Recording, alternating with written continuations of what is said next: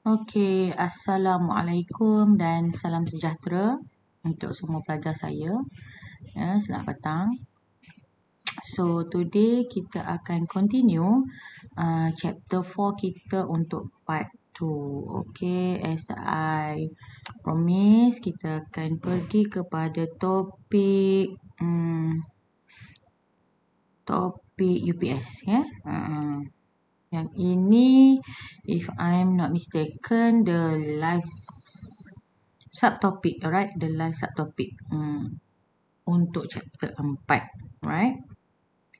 So, okay, ini ialah fungsi utama UPS kita. Okay, uninterruptible power supply, di mana dia adalah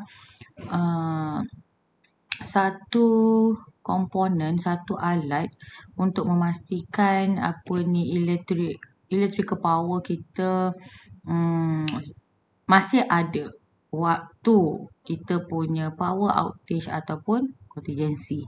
Ya, dia memastikan power elektrik tu ada, ya, UPS ni. So, dia boleh digunakan juga untuk improve kita punya power quality. Terutamanya dalam voltage quality dalam industri power system kita sendiri. Right? So, dia punya static transfer switches ni boleh digunakan untuk supply power kepada load melalui dua independent power sources. Okay? So, waktu fault, okay, automatically dia akan transfer load from one source to the other source. Okay. Itu UPS. Okay, macam ini type UPS online, offline dan juga line interactive. Untuk online ataupun double conversion, UPS. Okay, untuk normal operation, okay, load supply dengan power permanently via the inverter, right? Main power supply ataupun power supply satu, okay, kat sini dia ada dia punya inverter dia, battery, rectifier ataupun charger, okay. Dia supply kepada load, right? So, bypass channel ni kita boleh guna untuk increase availability of the power supply, okay. Kalau ada overload ataupun ada inverter shutdown, ya, disebabkan oleh fault, okay. Ataupun mungkin juga untuk waktu kita buat maintenance, ya, maintenance. So, dia ada bypass channel kat sini, right? Online ataupun nama dia double conversion UPS. Dan ini ialah line interactive UPS, okay, di mana load kita ni disupply oleh power supply melalui power interface, di mana dia connected parallel dengan inverter. Okay, dia tambah satu dekat sini, power interface, right? Okay, so ini boleh improve kita punya voltage quality ataupun harmonic yang ada dalam sistem, right? Cara ni, line interactive UPS. Dan kita ada juga offline ataupun kita panggil dia juga sebagai passive standby UPS. Alright.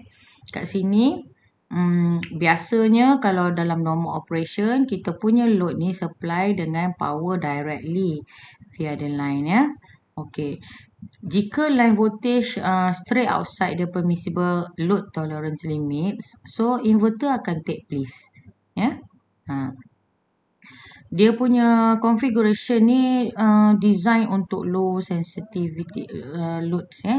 Contoh macam personal computer, ya, untuk low sensitivity loads. Right? Okay. Untuk slide ini kita boleh tengok macam mana kita nak design UPS. Okay, dia ada step untuk kita buat sizing, ya.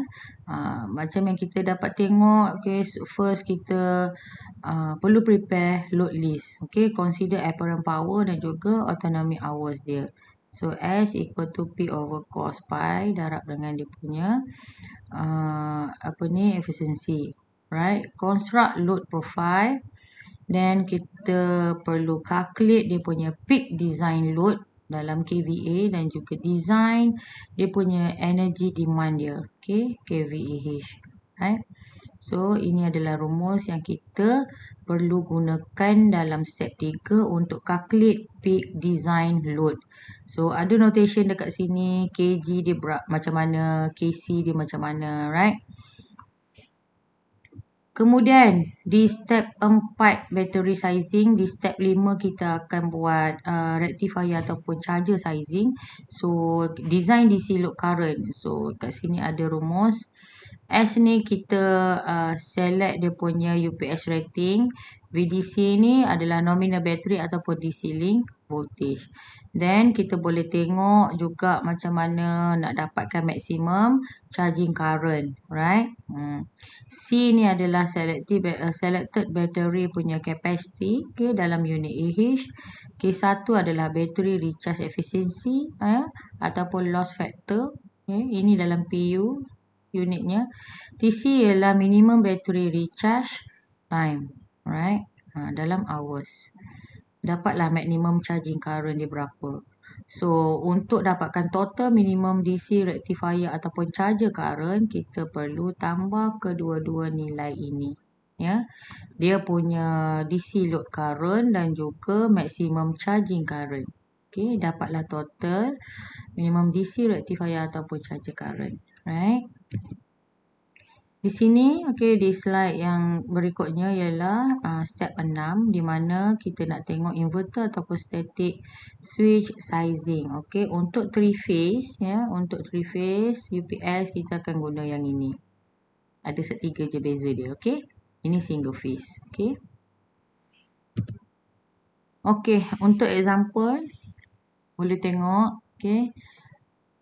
Dia kata ada inverter base UPS install factory untuk run 10 number of 250 VASD cabinet for at least 3 hours during blackout. Okay. Battery bank output voltage, okay, 122 VDC. Future growth contingency and the design margin are both considered as 10%. Okay. Dia boleh try. So ini ialah cell charging voltage. Dia kata 2.25 volt DC per cell. Ada end of discharge voltage 1.8 volt DC per cell. And then minimum and maximum load voltage tolerance dia bagi 10 dan 20. Okay, decide the number of cell in series. Okay, ini cara dia. 64, 60. Maksimum 64, minimum 60. So kita ambil tengah-tengah 62. Cell in series, right? Kalau macam yang ini pula nak tahu minimum battery size. Okay, dia bagi depth of discharge 80%, battery aging factor 20%, temperature correction factor for vented cell adalah 30 darjah Celsius. Adalah apa ni, dia punya temperature correction 0.956 ya untuk vented cell pada suhu ni lah 30 darjah Celsius ni. Dan capacity rating factor dia punya persen ialah 10. So dia suruh kita compute the minimum battery size. So ini rumus dia. Ya. Dapat berapa tu? 1.19 lebih kurang Okey. Yang ini dia berkait dengan ni table ni. Okey, table ni. Okey, kejap kita baca dulu soalan. Dia kata table tu menunjukkan critical load untuk plastic packaging plant yang supplied by UPS during power outage period. Okay. Connection diagram of the proposed UPS and its main configuration. Okay. Ni. Bypass AC input supply, switch static. Kemudian untuk main dia ada rectifier, inverter, battery. Ni macam gambar yang ni lah. Gambar yang ni sebenarnya tu. Ni. Kan. Tapi yang itu bypass yang ni lah. Bypass, rectifier, charger, inverter, battery. Ke sini load. Samalah. Cerita dia gambar tadi tu. Ni. Dalam bentuk macam ni. Dia dah bagi output voltage berapa. Date of discharge berapa. Battery aging. Semua ada. Dia punya info ataupun dia punya detail dekat sini. Ini dia bagi tahu dia punya load. Okay, load dia ada apa? Control system. Distributed control system cabinet. Ada electrostatic discharge cabinet. ada telecommunication cabinet, ada computer console dan juga HMI unit. Ini rating dia dalam VA, ini bilangan dia. Ini dia punya autonomy time. Dalam unit hours. Right. Tak berjalan dah dia. Kita boleh tengok kat sini. First kan tadi kita construct load profile. Okay, VA versus period in hour for UPS loading. Kita tahu kat sini ada rating, ada number of unit dia. So, sini kita boleh tengok pada jam kedua 120 VA kali 5. Kemudian sini kan pada jam kedua ada 120 kali 5. Yang ni ni kan jam kedua 120 kali 5. Okey. Kemudian dia tambah lagi dengan dia jalan lagi. Ni kita lukislah nanti. So bila dah kali ni 120 kali 5 dapat berapa? Right? Kemudian tambah dengan kita ada jam berikutnya ialah pada 4. Ni kat sini kan. 2, 4. 4 pun ada yang atas ni ada lagi 1. Ni pun 4. So jangan tertinggal. 150 kali 10 dengan 350 kali 10. 350 kali 10. Okey. Kemudian kita ada 2, 4. Yang ini pula 6.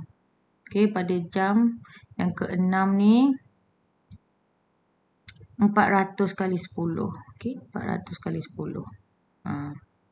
Kemudian pada jam yang ke-8 180 kali 3. Okey. So dia dapat 10140 VA pada jam yang kedua. Ni yang ni. Yalah jam yang kedua ni kan semua pun dah jalan. Yang ni jalan jam kedua. Yang ni sampai 4 jam. So dia ada estimate. Ada lagi 2 kat sini kan. So dekat sini kita tahu dia 10140 pada jam kedua. Okey, pada jam keempat. Pada jam keempat dia ada yang ni 10140. Okey, tolak dengan 12 VA kali 5. 12 ke pada keempat. 12 VA kali 5. 9540.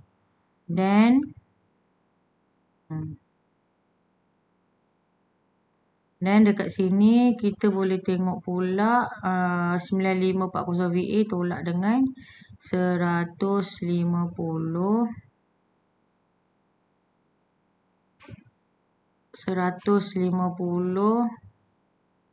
ni saya rasa 120 kali 5 ni. Yang ini kan. 120 kali 5 ni. Yang ni. Bukan 12. Okey. Silap ni typo tapi yang belakang ni betul lah. 9540 ni betul. Saya tertinggal kosong ni. Kemudian dapat yang ini 9540 VA tolak dengan 150 kali 10. 150 kali 10 yang ini. Okey. Dapat 8040 kat sini. 8040. Okey. Dia turun ke sini. 8040. Kemudian dekat yang 6 tadi 8040 ni dia akan tolak dengan 350 kali 10. Yang ini ada 4 ni kan. Yang tu pula dia tolak. Okey. Dapat 4540. Right. Lepas tu dekat operating hour yang ke-8 ni 8 jam ni. Okey. 4540 kita tolak dengan 400 kali 10. Okey, yang ini. Dapat 540 VA. Habis. Okey, ini dia punya load profile. Kemudian kita nak compute dia punya peak design load dan juga design energy demand jika future growth contingency dia ialah and the design margin dia ialah both as 10% dia kata. Okay, so peak design load kita tambah saja 540 4000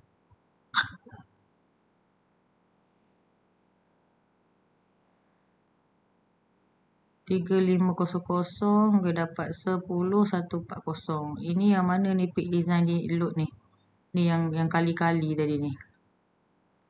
540 4000 350. Okay, after that kita boleh cari dia punya total untuk energy demand dia. Okay, yang tu kali 8 kali 6 kali 4 kali 4 kali 2. Okay, 49520. So boleh masukkan dalam rumus yang kita tengok tadi tu, ED. Rumus ED yang ini. Okay, mana rumus ED tadi? Ni dalam contoh. Dekat nota tadi mana ED, IDC ni. 1 tambah KG, 1 tambah KC. Okay, peak design load kan. Nak design energy demand dia kat sini. Okay, lepas itu dah dapat ED. Dan kita nak buat battery bank sizing. Ni yang Simin dapat yang ni. So battery bank dia 800 select. Dia ambil, dia kena bundakan lah ya. Dia bundakan. Kemudian kita nak buat rectifier sizing. Okay, design load banyak ni. So 12,000 VA. Dia consider sebanyak 15,000 VA lah untuk rectifier. Okay. Yang ini dia tengok IDC punya design. Okay, semua rumus. Kan masuk balik. Maximum battery charging current. So dia punya total tadi yang ini tambah yang ini. Kan? 125 tambah 293.3 ampere. So dapatlah dia punya minimum DC rectifier and charging current. 418. So dia ambil 420 lah ADC rectifier rating dia ambil 420. Kemudian kat sini kita boleh tengok dia punya inverter dan juga static switch sizing. Okay. Dalam soalan kan info ada tadi output voltage berapa ya. Boleh design AC load. Okay. So dia ambil 30 amp. Okay. Okay. Slide last rupanya. 30 amp. Ini jangan risau. Saya akan bagi juga satu example insyaAllah. Kita akan cuba buat. Saya akan tunjuk calculation dia. Kita menggunakan 6 step yang saya dah explain tadi. 6 step. Okay. Dekat sini. Alright. So sampai situ saja untuk lecture chapter 4 part 2 saya. InsyaAllah kita akan continue dengan next link berkenaan dengan calculation UPS punya sizing. Alright. Dan mungkin akan menyusul juga dengan link chapter 5 part 1. Okay, itu saja daripada saya. Terima kasih dan Assalamualaikum.